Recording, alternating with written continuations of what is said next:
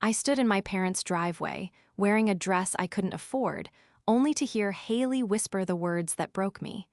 They didn't want a daughter that night, they wanted a ghost. So I gave them one and vanished with their biggest secret. This is where the real story begins, and the fallout is far more satisfying than you might expect. Make sure you're subscribed to see how this ends, and let me know in the comments. Would you have walked away too? The invitation had felt like an olive branch. That was the first lie I told myself. I sat in my car, a beat-up sedan that rattled when it idled, parked 3 streets away from the house I grew up in. My hands were gripping the steering wheel so tightly that my knuckles had turned a translucent, skeletal white. I checked my reflection in the rearview mirror for the 10th time.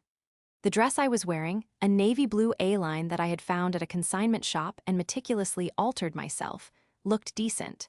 Not expensive, certainly not Haley and Arthur standards, but respectful. It was the first time in 2 years that my parents had invited me to a major social function. Their 30th wedding anniversary. I was 32 years old, a widow, and a mother to a 6-year-old boy, Leo, who was currently staying with my best friend, Sarah. I shouldn't have been this nervous. I shouldn't have felt like a child waiting to be called into the principal's office. But grief does strange things to your confidence, and poverty, the kind that comes sudden and sharp after a spouse dies without life insurance, does even worse things to your pride. I took a deep breath, trying to steady the tremor in my fingers. "Just show up," I whispered to the empty car. "Show them you're doing okay. Show them you're still their daughter." I put the car in gear and drove the final 3 blocks. The house loomed up like a fortress of beige stucco and manicured ivy. Cars that cost more than my entire education lined the circular driveway. I had to park on the street naturally. As I walked up the long path, the sound of a string quartet drifted from the backyard. It was perfect. It was elegant. It was everything my life currently was not. I reached the front door, my heart hammering against my ribs. I had barely raised my hand to knock when the door was pulled open. It wasn't a caterer or a guest. It was my mother, Haley. And standing just behind her, looking aggressively uncomfortable in his tuxedo, was my father, Arthur. "You're here," Haley said. She didn't smile. She didn't open the door wider to let me in. She stepped out onto the porch, pulling the door shut behind her until it clicked, sealing the party inside and us outside. "Happy anniversary, Mom," I said, forcing a smile that felt brittle on my face. I reached into my purse to pull out the small gift I had agonized over, a vintage, restored photo frame from the 1920s, something I had fixed up in my workshop. "I know I'm a little early, but—" "Abigail, stop," Arthur cut in. His voice was low, a rumble of irritation rather than fatherly warmth. He adjusted his cufflinks, refusing to meet my eyes. Haley took a step closer, invading my personal space.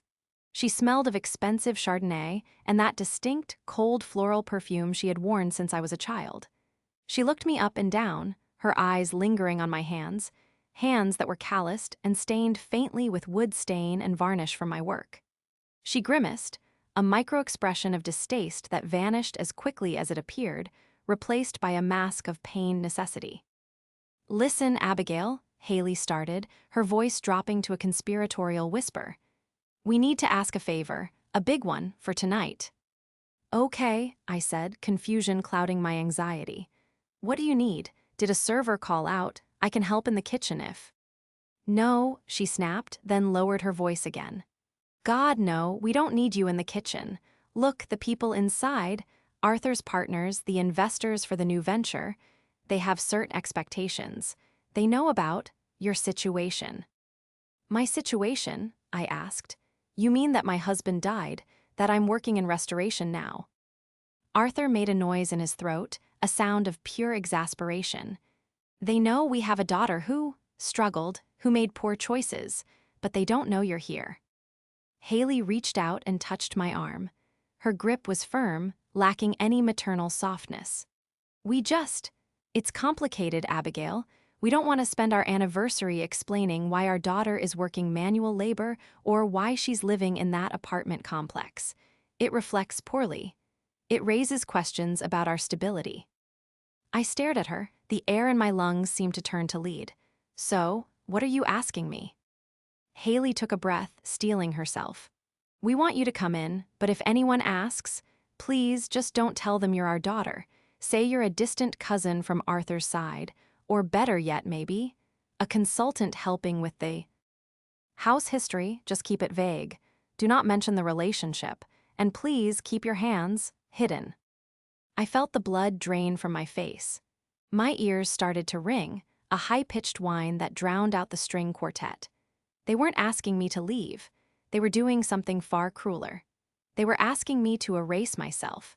They were asking me to stand in a room full of strangers and pretend that the two people I had loved and sought approval from my entire life were nothing more than acquaintances. You want me to pretend I'm not your child, I stated, my voice flat. It's just for tonight, Arthur said, finally looking at me. His eyes were cold, devoid of any recognition of the pain he was inflicting. Don't be dramatic, Abigail.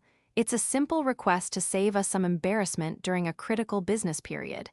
Can you do this for us or not? I looked at the gift in my hand, the frame I had spent 40 hours restoring. I looked at my mother's desperate, vain face. I looked at my father's arrogance. The betrayal hit me then, harder than the diagnosis that took my husband, harder than the foreclosure notice on our first home. This wasn't tragedy, this was a choice. They were choosing their reputation over my existence. I understand, I said softly. Haley let out a sigh of relief, smoothing her silk dress. Oh, thank goodness, you're being reasonable. I knew you would. I understand, I repeated, my voice gaining a sudden, terrifying clarity. That you are ashamed of me. I turned around. Abigail, where are you going? Haley hissed, her voice rising in panic. The party has started. I didn't look back. I walked down the long driveway, past the Bentleys and the Merceds, clutching the vintage frame until the glass cracked under the pressure of my grip. The rejection didn't just break my heart, it cauterized it. The drive back to Sarah's house was a blur of neon streetlights and tears that I refused to let fall. My body was vibrating with a mixture of adrenaline and nausea. Every time I blinked, I saw Haley's face, that look of relief when she thought I had agreed to be her dirty little secret. Just for tonight, that's what Arthur had said, as if denying your child was something you could put on and take off like a coat. I pulled into Sarah's driveway and killed the engine, but I didn't get out. I sat there in the dark, the silence of the car amplifying the chaos in my mind. I looked down at my hands, the hands Haley had been so disgusted by. They were rough. My fingernails were kept short because long nails didn't survive sanding blocks and chemical strippers. There was a small scar on my left thumb from a chisel slip last year. To my parents, these hands were evidence of failure. They were proof that I had fallen out of the upper-middle-class trajectory they had mapped out for me. University, suitable marriage, corporate career, country club membership. But looking at them now, in the dim light of the dashboard, I didn't feel shame. I felt a sudden, fierce protectiveness. These hands paid for Leo's clothes. These hands had built a business from scratch when I was left with nothing but debt and grief. These hands were capable of taking something broken, something everyone else had discarded as trash, and making it valuable again. My phone buzzed in the passenger seat.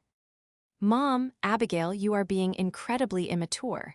Everyone is asking where the cousin went. Come back instantly. Dad, this is a childish display. We are disappointed. I stared at the messages. The old Abigail, the one who was desperate for their validation, the one who apologized for things that weren't her fault, would have turned the car around. She would have gone back, wiped her eyes, and played the role of the distant cousin. She would have smiled while they ignored her. But that Abigail had stayed on the porch. I typed a single response to the group chat they had just created. I'm not a cousin, and I'm not a secret. Enjoy your party. Then I blocked them, both of them. I walked into Sarah's house, and the warmth of the living room hit me like a physical embrace. Sarah was on the floor building a Lego castle with Leo. When she looked up and saw my face, her smile vanished. Abby, she asked, standing up immediately. Leo looked up, his eyes bright and innocent. "Mommy, did you eat cake?" I choked back a sob and knelt down, pulling my son into a hug that was probably too tight. He smelled like baby shampoo and peanut butter, the smell of home. "No, baby, no cake tonight, but I promise we're going to have something better." Later, after Leo was asleep, I sat at Sarah's kitchen table with a glass of cheap wine. I told her everything. I told her about the porch, the request, the look in their eyes. Sarah, who had been my business partner in our tiny, struggling restoration LLC for 2 years, listened in silence. Her face grew redder and redder until she looked ready to explode. "They actually saw it that," Sarah whispered, her voice trembling with rage. "They asked you to pretend, to be a cousin." "Because it's complicated," I quoted, staring into my wine. "Because a widowed daughter who restores furniture for a living is too messy for the anniversary gala." Sarah slammed her hand on the table. "They are monsters, Abby, absolute monsters." "I know," I said, and for the first time I truly believed it. "But it's okay." "How is it okay?" I looked around Sarah's modest kitchen. It was cluttered and small, but it was real. My parents lived in a world of facades, of rented tuxedos and mortgaged prestige. They spent their lives trying to convince everyone they were perfect, wealthy, and untouched by the grim realities of life. I thought about the project Sarah and I had just bid on. It was a long shot, a massive restoration of the old Hawthorne Library downtown. It was a city contract, one that required security clearance, insurance bonds, and a level of expertise most two-person teams didn't have. My parents didn't know about it. They didn't know I had spent the last 3 years studying historic masonry and wood preservation at night. They didn't know I was certified to handle heritage-listed properties. They thought I was a handyman. They had no idea I was an artisan. "It's okay," I told Sarah, a cold calm settling over me, "because they think I'm nothing. They think I'm just poor Abigail with her little hammer and nails. They have no idea what I'm actually building." "And what are you building?" Sarah asked softly. I took a sip of wine. "A life they can't touch, and a wall they can't climb." But as I said it, a darker thought crossed my mind. My parents were obsessed with appearances, but they were terrible with money. I had seen the mail on the hall table when I walked up to the porch, past due notices from the country club, a final warning from a credit card company. They were drowning, and they were using this party to find a lifeline. They had forgotten one crucial thing about their failure of a daughter. I knew how to spot a crack in the foundation long before the house collapsed, and I knew exactly which beam was holding the whole rot together. To understand why that night on the porch was the final nail in the coffin, you have to understand the funeral that came before it. 3 years prior, my husband, Mark, died in a motorcycle accident. He wasn't reckless, he was just unlucky. A patch of black ice, a sharp turn, and my world ended at 29. Mark was a carpenter. He was kind, rough-handed, and absolutely adored by everyone who met him, except Haley and Arthur. To my parents, Mark was the mistake. He didn't have a degree, he didn't have a trust fund. He had a truck and a toolbox. When I married him, my parents boycotted the wedding. When Leo was born, they visited once, brought a stuffed bear that cost more than our monthly rent, and spent the entire hour criticizing our apartment's lack of central air. When Mark died, I expected them to finally step up. I was a young widow with a 3-year-old. I had no life insurance payout because we had been living paycheck to paycheck, investing everything into Mark's workshop. I was drowning in grief and debt. Haley and Arthur came to the funeral. They wore impeccable black designer clothes. They cried on cue. But at the wake, while I was sitting in the corner numb with shock, Arthur pulled me aside. "Abigail," he had said, swirling his scotch. "We've discussed it. You can move back home. We'll set up a room for the boy, but you'll need to sell Mark's equipment, get rid of the truck, and we'll enroll you in paralegal courses. It's time to get serious about your life." They didn't offer comfort. They offered a correction. They saw my husband's death as a reset button on my life, a chance to scrub away the blue-collar stain I had brought onto the family name. I declined. I kept the truck. I kept the tools. I taught myself how to use them. I took Mark's small carpentry business and pivoted it toward historic restoration. I worked 16-hour days, sanding floors until my arms felt like lead, crying into sawdust piles because I missed him so much it felt like my chest was caving in. That was the situation Haley was so ashamed of. Now, 3 years after the funeral and days after the anniversary party snub, the silence from my parents was deafening. I hadn't spoken to them in a week. I threw myself into work. Sarah and I won the Hawthorne Library bid. It was the break we needed. The advance check alone was enough to clear my debts and put a down payment on a small house for Leo and me. We were ascending. But while I was climbing, Haley and Arthur were sliding. I first noticed it when I ran into an old family friend, Mrs. Gable, at the hardware store. She was one of the elites my parents tried so hard to impress. "Abigail," she chirped, looking at my work boots with mild confusion. "I missed you at the anniversary pa." "RTY, Haley said you were in Europe sourcing antiques. How marvelous." My blood ran cold. Europe, sourcing antiques. They hadn't just erased me, they had rewritten me. "Oh," I said, my voice tight. "Is that what she said?"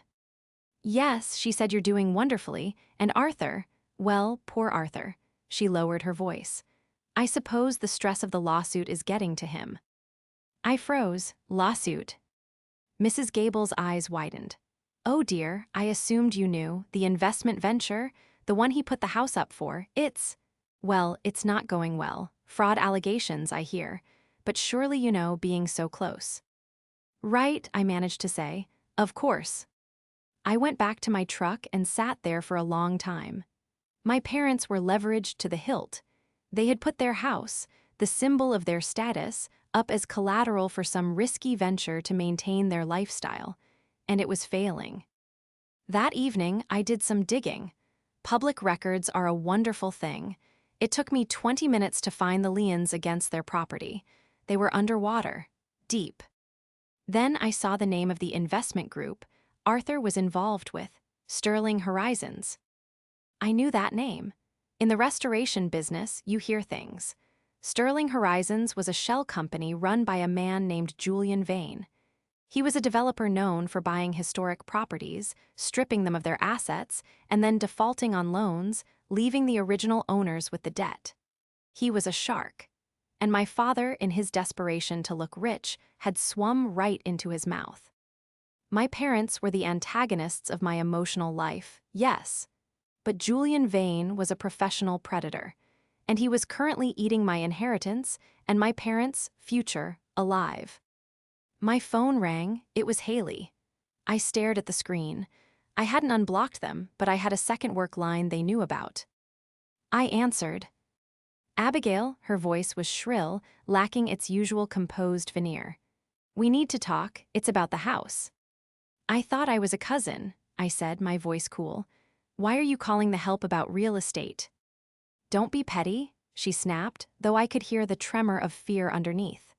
"We are in a temporary cash flow situation. Arthur needs a cosigner for a bridge loan, just for a few months, since you have the business now, and Mrs. Gable says you're doing well." I almost laughed. They lied about me to their friends, but now that the lie that I was successful in Europe aligned with the truth that I actually had money, they wanted to harvest it. "You want me to co-sign a loan?" I asked. "It's just a signature, Abigail. We're family, we help each other." "Family?" I asked.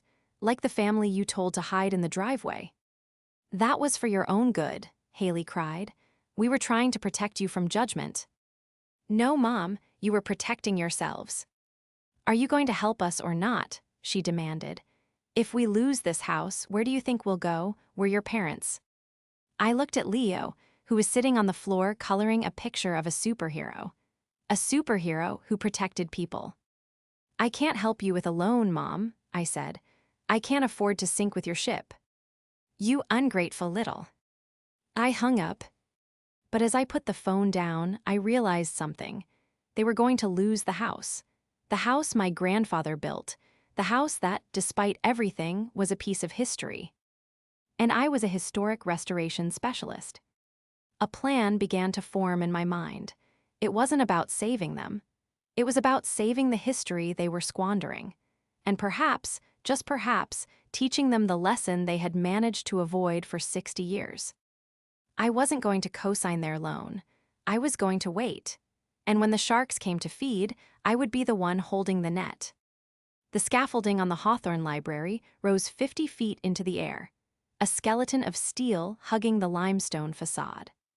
I stood on the third tier, the wind whipping stray strands of hair across my face, running my hand along the intricate carving of a gargoyle that had lost its nose to acid rain decades ago. "The mortar here is practically dust," Sarah shouted over the sound of the city below, adjusting her hard hat. "If we sandblast this, the whole cornice comes down." "We don't sandblast," I said, shouting back, my voice steady. "We use a chemical peel, low impact, and we inject epoxy into the fissures before we even touch the surface. It'll take 3 weeks longer, but it saves the stone." Sarah grinned, giving me a thumbs up. Boss lady has spoken. I climbed down the ladder, my boots clanging rhythmically against the metal rungs. This was my world. It was dirty, dangerous, and loud, but it made sense. Stone didn't lie to you. Wood didn't pretend to be something it wasn't. If a beam was rotten, it broke. If a foundation was weak, it cracked. There was no social maneuvering, no complicated situations, no whispered requests to pretend you didn't exist. My phone buzzed in my pocket. "See, Kat," it was the notification I had been waiting for. I stripped off my gloves and pulled the device out. It was an email from a contact I had at the county clerk's office, a woman named Brenda who I'd helped with a zoning issue on her grandmother's porch last year. I had asked her to pull the full file on my parents' property, specifically looking for the filings related to Sterling Horizons. I opened the attachment. It was a PDF, 20 pages long. I sat on a stack of lumber in the shadow of the library and began to read.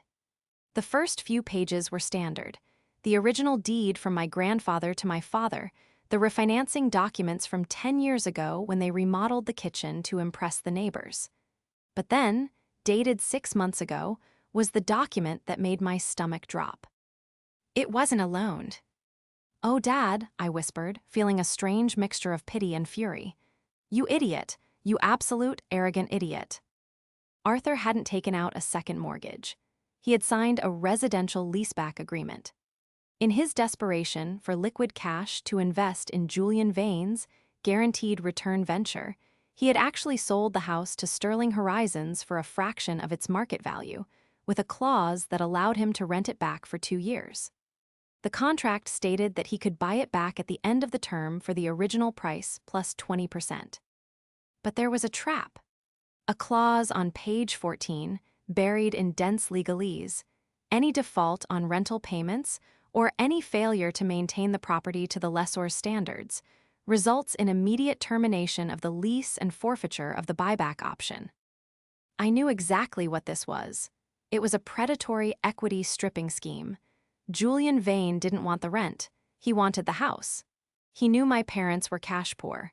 All he had to do was wait for them to miss one payment, or even more insidious, claim they hadn't maintained the property, and he could kick them out and sell the house for triple what he paid. My parents didn't own the home I grew up in. They were tenants, and they were one late check away from being homeless. I looked up at the library, at the solid stone I was fighting to save. My parents had treated me like a structural weakness, something to be hidden away so the building looked pretty. But now, their entire facade was crumbling, and I was the only one who had the blueprints to fix it. I dialed Brenda. "Hey," I said when she picked up. "I need another favor. I need to know if Sterling Horizons has listed the property for pre-market sale yet. These guys usually try to flip the contract before the eviction even happens." "Checking," Brenda's keyboard clacked in the background. "Actually, yes. It looks like they're shopping the deed to a few holding companies. Distressed asset sale. They want a quick cash out." "How much?" I asked. She named a figure. It was high, astronomically high for most people. But for A and S restoration, with the advance from the library job and the capital we'd been saving for equipment upgrades. It was possible. It would wipe us out, draining every cent of profit we expected to make this year, but it was possible. "Keep me posted," I said, "and Brenda, don't tell anyone I asked." I hung up and looked at Sarah, who had climbed down to join me. "Bad news?" she asked, seeing my face. "My parents sold their house to a shark," I said flatly. "They just don't know it yet. They think it's a loan." Sarah's eyes went wide. "What are you going to do? Let them drown?" I thought about the porch. I thought about Haley's perfume and Arthur's cold dismissal. "Just pretend you're a cousin." "I should," I said. "God knows I should." But then I thought about the house itself. My grandfather, a man who actually had calluses on his hands, had built the original frame. He had planted the oak tree in the backyard where Leo now wasn't allowed to play. That house was the only legacy my family had, and Arthur was trading it for a tuxedo rental and a glass of champagne. "I'm not going to save them," I told Sarah, a plan crystallizing in my mind, cold and sharp as a chisel. "I'm going to save the house, and I'm going to make sure that when the dust settles, they know exactly who owns the roof over their heads." "You're going to buy it," Sarah stated, not asking. "I'm going to buy the debt," I corrected. "I'm going to become their landlord." I didn't call first, I just drove over. It was 3 days later. I had the documents in a manila folder on the passenger seat. The lawyer I had hired, a shark of my own named Mr. Henderson, had confirmed my suspicions. The maintenance clause in their contract was already being flagged. Vane was preparing to evict them within the month. I parked in the driveway, right in the center, not on the street. I got out of my truck, still wearing my work clothes, Carhartt pants, steel-toed boots, and a flannel shirt covered in stone dust. I didn't bother to change. If they wanted a daughter, they were getting the real one. I rang the bell. Haley answered. Her face fell when she saw me. She looked tired, her makeup applied a little too heavily to cover the dark circles under her eyes. "Abigail," she said, her voice tight, "I didn't know you were coming. We're actually expecting guests for dinner. The Millers." "The Millers can wait," I said, pushing past her into the foyer. "Excuse me," Haley sputtered, trotting after me on her heels. "You can't just barge in here, and look at you, you're filthy. You're tracking dust on the Persian rug." "The rug needs cleaning anyway," I said, walking straight into the living room where Arthur was sitting in his armchair, nursing a drink. It was 2:00 p.m. "What is this?" Arthur demanded, standing up. "Abigail, we told you." "You told me to be a cousin," I interrupted, tossing the manila folder onto the coffee table. It landed with a heavy slap. "But cousins don't do due diligence on your financial ruin. Daughters do." Arthur stared at the folder, then at me. His face flushed a deep, angry red. "I don't know what you think you're doing, playing detective. My business affairs are none of your concern." "They became my concern when you called me begging for a cosigner on a loan that doesn't exist," I said. Haley walked into the room, wringing her hands. "Arthur, what is she talking about?" "I'm talking about the fact that you don't own this house, Dad," I said, locking eyes with him. "You sold it 6 months ago to Sterling Horizons." Arthur laughed, a harsh, dismissive sound. "That shows how little you know about high finance, Abigail. It's a leveraged equity release. It's a standard instrument for liquidity. We retain full title rights as long as the terms are met." "Did you read the terms?" I asked softly. "Did you read page 14? "I have lawyers for that," he shouted. "No, you have Julian Vane's lawyers for that," I countered. "I had my lawyer read it. You're in default, Dad. You missed the maintenance assessment last week. Vane sent an inspector, didn't he? A guy with a clipboard who walked around the perimeter." Arthur blinked, his confidence faltering for a split second. That was just a formality, an appraisal." "It wasn't an appraisal. It was an eviction prep," I said. "He cited the roof damage and the grading on the back hill. They're triggering the forfeiture clause. You have 30 days, maybe less, before you're on the street." Haley let out a small whimper, looking between me and Arthur.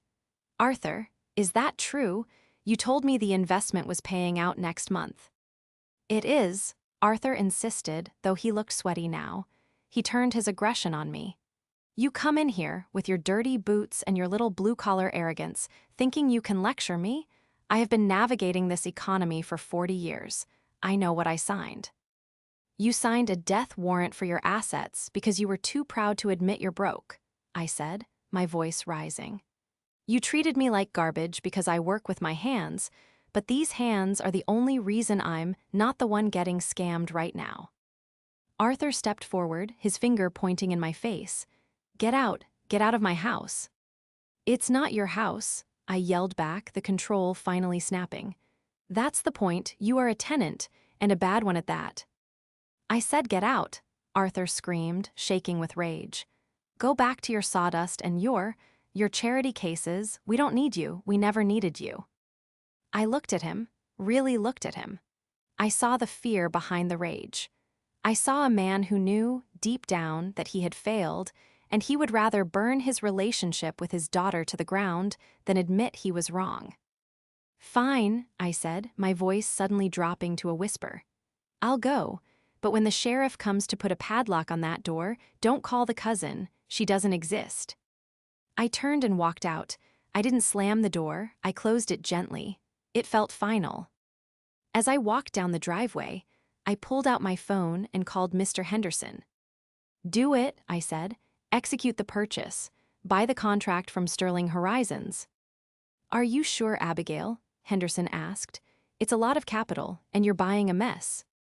I know, I said, looking back at the house that was no longer my home. I'm not buying a home, Mr. Henderson, I'm buying a lesson. The next 2 weeks were a blur of legal maneuvering and high-stakes stress. While I was on the scaffolding at the library, directing the masonry team and managing the chemical peels, my mind was constantly on the acquisition. Sterling Horizons was eager to sell. They sniffed a difficult eviction battle with Arthur, who was litigious by nature, and preferred to take the quick cash from a faceless LLC and move on to their next victim. My LLC, A&S Restoration, was that faceless buyer. But while the paperwork was being finalized, the reality of the situation hit my parents like a freight train. It started with the let. Vane didn't wait 30 days. He sent a notice to quit 5 days after my visit. He claimed irreparable degradation of the property asset due to a leak in the sunroom, a leak I knew Arthur had been ignoring for years because he didn't want to pay a contractor. I heard about it through the grapevine. My aunt, Arthur's sister, called me in a panic. Abigail, have you spoken to your mother? She asked, her voice trembling. She's hysterical. She says some company is trying to take the house. She says Arthur is threatening to sue everyone, but she says they froze the bank accounts. They froze the accounts, I asked, putting down my trowel. Apparently, the contract gave the lender the right to secure assets if the property value dropped. Oh, Abby, it's a mess. They're saying they might have to stay in a hotel. Do you have room? Maybe just for a few nights. I closed my eyes. I don't have room, Aunt Linda. My apartment is small, and frankly, they made it clear I'm not welcome. But family doesn't treat people the way they treated me, I said firmly. I can't help them right now. That wasn't true. I was helping them. I was the only thing standing between them and total ruin, but they couldn't know that yet. If they knew I was the buyer, Arthur would never accept it. He would fight me out of spite. I needed to own the deed before I revealed myself. I needed to see the damage for myself, so I did something risky. I drove by the house late one night. A white van was parked in the driveway, Sterling Horizons. I parked down the street and walked up, staying in the shadows of the neighbor's hedge. I could hear shouting from inside the house. You said this was a formality. That was Arthur's voice, shrill and desperate. Read the contract, Mr. Pendleton. A smooth, oily voice, that must be Vane. You failed to cure the defect in the roof. The asset is compromised. We are exercising our right to secure the property. You can't just throw us out, Haley screamed. I had never heard my mother scream like that. It was the sound of a woman watching her entire identity dissolve. "We can and we are," Vane replied. "You have 48 hours to vacate. After that, the sheriff handles the removal. And frankly, Arthur, you should be grateful. We're absorbing the loss on the property. You're walking away debt-free, just homeless." I watched as the front door opened and a man in a cheap suit walked out, Vane. He looked bored. He checked his watch, got in the van, and drove away. My parents stood in the open doorway. The hallway light silhouetted them. They looked small, shrunken.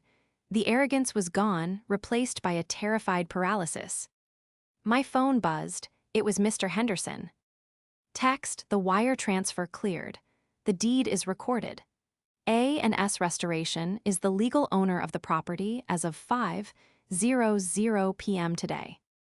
I looked at my parents, standing in the ruins of their ego.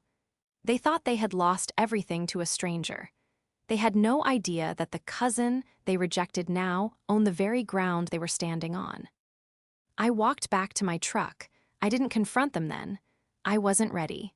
And neither were they. They needed to feel the full weight of the fall before they could understand the hand that caught them. The next day, the Heritage Society Gala was scheduled. It was the biggest social event of the year in our town. My parents had been planning to go for months. It was their last grasp at social relevance. They had bought tickets they couldn't afford. I knew they would still go. Even with an eviction notice on the counter, even with their bank accounts frozen, Arthur and Haley would put on their tuxedo and gown and go to the gala. Because to them, appearances weren't just important. They were the only thing that was real. What they didn't know was that I was going too. Not as a guest, not as a cousin. I was the guest of honor. The Heritage Society had selected A&S Restoration for the Excellence in Preservation award for our work on the city courthouse last year. I hadn't told my parents. Why would I? They didn't care about my work. But tonight, in front of everyone they tried to impress, they were going to have to watch me walk across that stage. And then, in front of the judge, the mayor, and all their friends, I was going to hand them the keys and the terms of their surrender. The Heritage Society Gala was held in the meticulously restored ballroom of the old courthouse, a space I knew intimately because Sarah and I had spent 6 months stripping 30 layers of paint off the original mahogany paneling. Tonight, it wasn't a job site. It was a spectacle. Crystal chandeliers dripped light onto a sea of black ties and silk gowns. Waiters moved like ghosts with trays of champagne. I stood near the entrance, smoothing the fabric of my own dress. It was emerald green, silk, and tailored. I had bought it with my own money, earned with my own sweat. For the first time in my life, I felt like I belonged in a room like this, not because of who my parents were, but because of what I had done. Sarah stood next to me, looking equally transformed in a sharp black jumpsuit. She squeezed my hand. "You ready for this?" "As ready as I'll ever be," I whispered. I scanned the room. It didn't take long to spot them. Haley and Arthur were near the bar, holding court with a small circle of acquaintances. They looked frantic, their smiles too wide, their laughter too loud. Arthur was gesturing expansively, no doubt spinning a tale about a phantom investment that was about to pay off. Haley was clutching her clutch so tightly her knuckles were white. They were drowning in plain sight, and no one else knew. The program began. The lights dimmed, and the mayor took the stage. He droned on about civic pride and the importance of history. I tuned him out until I heard the words that made my heart hammer against my ribs. "And tonight, we honor a team whose dedication has literally saved the face of our city. For their exceptional work on this very building, the Heritage Society presents the Excellence in Preservation Award to A&S Restoration, Abigail Pendleton and Sarah Miller." The applause was polite but enthusiastic. I took a deep breath and walked toward the stage. As the spotlight hit me, I didn't look at the audience. I looked straight at my parents. I saw the moment they recognized me. Arthur's glass halted halfway to his mouth. Haley's hand flew to her throat. Their expressions shifted from polite disinterest to confusion, then to shock, and finally to a horrified realization. The daughter they had hidden in the driveway was now standing center stage, receiving an award from the very people they were desperate to impress. I accepted the heavy crystal award and stepped up to the microphone. The room went silent. "Thank you," I said, my voice steady and clear. Preservation isn't just about fixing old buildings. It's about honesty. It's about acknowledging the cracks in the foundation and having the courage to repair them, rather than just painting over the rot. I paused, letting the words hang in the air. I saw Arthur flinch. "Sometimes," I continued, looking directly at my parents now, "the things we try hardest to hide are the things that need saving the most. We can pretend the damage isn't there. We can tell people it's complicated. But eventually, the roof caves in. And when it does, you find out who really built the house." There was a murmur of appreciation from the crowd, who interpreted it as a metaphor for architecture. But Haley and Arthur knew. They stood frozen, as if turned to stone. After the ceremony, as the crowd mingled, they cornered me near the dessert table. They didn't look angry anymore. They looked terrified. "Abigail," Arthur hissed, grabbing my arm. "What are you doing here, and what was that speech?" "Hello, Dad," I said, pulling my arm away. "Congratulations on the gala, you both look tired." "Don't play games with me," Arthur snapped, though his voice lacked its usual bite. "We're in a crisis, Abigail, a serious one, and you're up there talking about paint." "I know about the eviction, Dad," I said quietly. Haley gasped. How could you possibly?" "Because I bought the house," I said.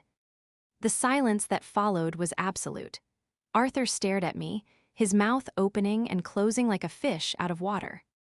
"You, what?" he whispered. "I bought the debt from Sterling Horizons this afternoon," I explained calmly. "My company, A&S Restoration, now owns the title to 42 Oakwood Drive. I am your landlord." "That's impossible," Arthur shouted, drawing stares from nearby guests. "You don't have that kind of money. You're a carpenter." "I'm a restoration specialist," I corrected. "And business is good, very good. Better than yours, apparently." Haley grabbed my hand, tears welling in her eyes.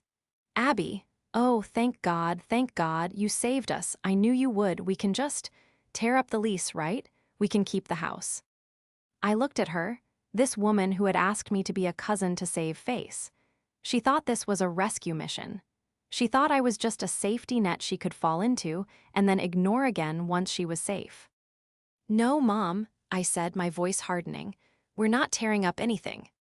"What?" Haley asked, her smile faltering. "You're tenants," I said, "and you're in default.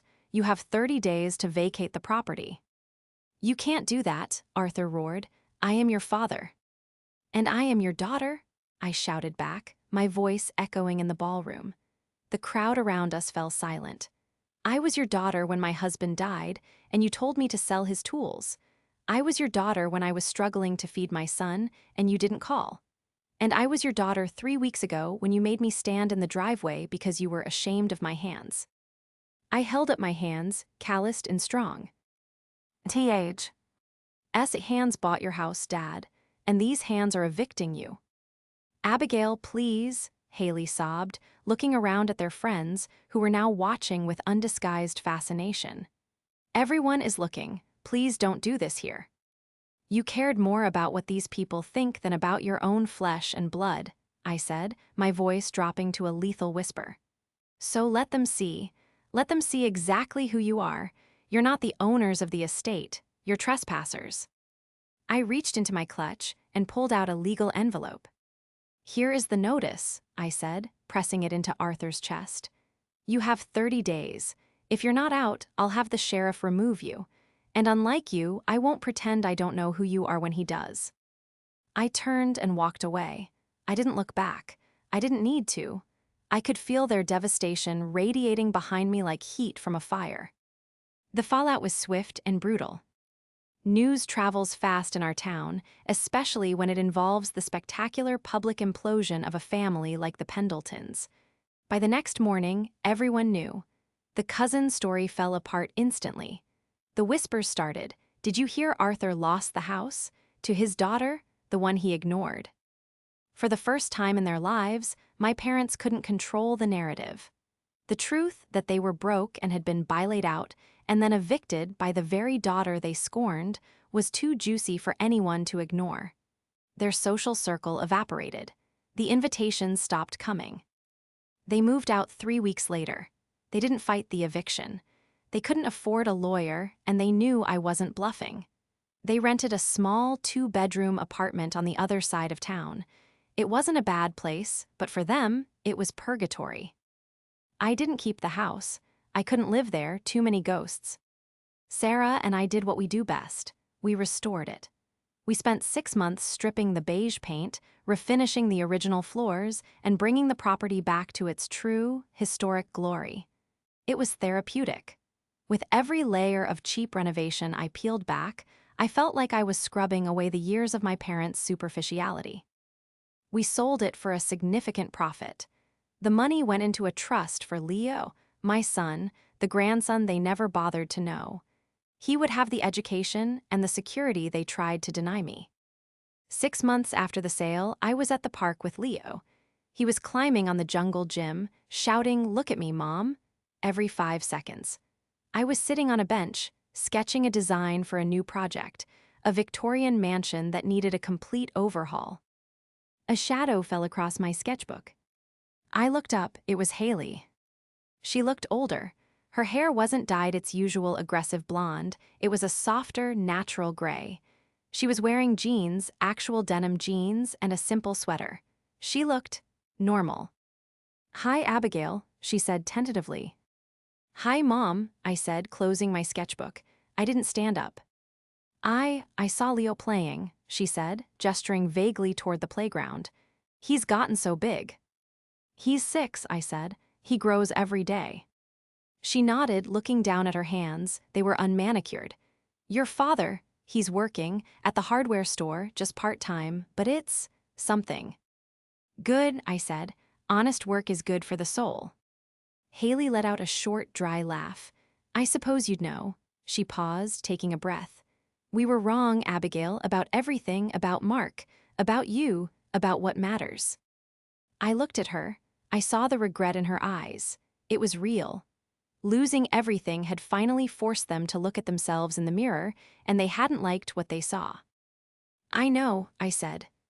Is there any chance," she stammered, "that we could maybe see him, sometime, just for a minute?" I looked at Leo, who was hanging upside down from the monkey bars, laughing. I thought about the pain they had caused. I thought about the driveway. But then I thought about the house. I had fixed the house. I had stripped away the rot and rebuilt the foundation. Maybe people could be restored too, but restoration takes time. It takes work, and you can't rush the curing process. "Not today," I said gently. "And probably not for a while. You broke something very important, Mom, and you can't just paint over it." Haley nodded, tears slipping down her cheeks. "I understand." "But," I added, "if you want to write him a letter, I'll read it to him, if it's honest." She looked at me with a profound gratitude that broke my heart a little. "Thank you, I will." She walked away then, slowly, back to her small car. I watched her go. I didn't feel triumph. I didn't feel anger, I just felt peace. I picked up my pencil and went back to my sketch. The lines were clean. The foundation was solid.